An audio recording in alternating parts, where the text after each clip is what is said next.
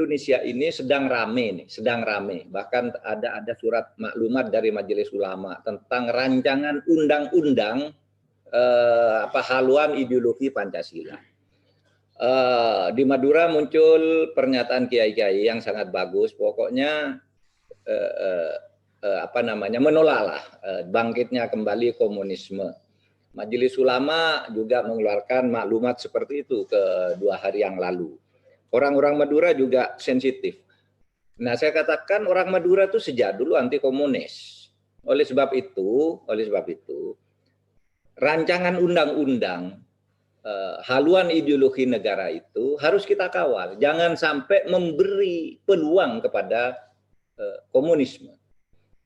Saya sebagai orang yang duduk di pemerintah sudah mengatakan bahwa komunisme tidak boleh hidup di Indonesia.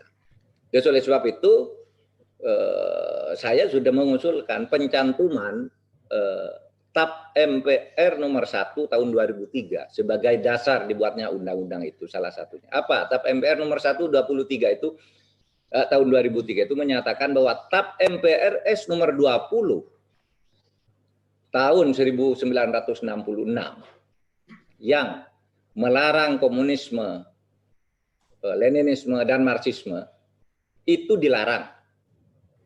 TAP MPRS nomor 25 tahun 1966 itu oleh TAP MPRS terakhir, oleh TAP MPR terakhir nomor 1 tahun 2003 yang dikenal TAP Sapu Jagat. Di situ Pak Didik Rahbini ikut di MPR, kita membuat TAP MPR itu pada waktu itu bahwa komunisme tetap dilarang. Oleh sebab itu kita usahakan agar itu nanti masuk di dalam undang-undang. Yang kedua, Pancasila itu adalah Pancasila yang ada di dalam pembukaan Undang-Undang Dasar 1945.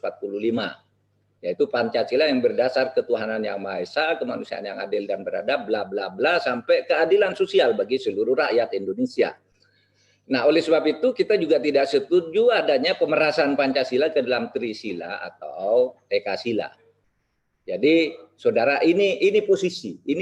Jadi, kalau ada ribut-ribut memancing seakan-akan pemerintah itu membuka pintu bagi bangkitnya kembali komunisme, saya ada di dalam pemerintah. Saya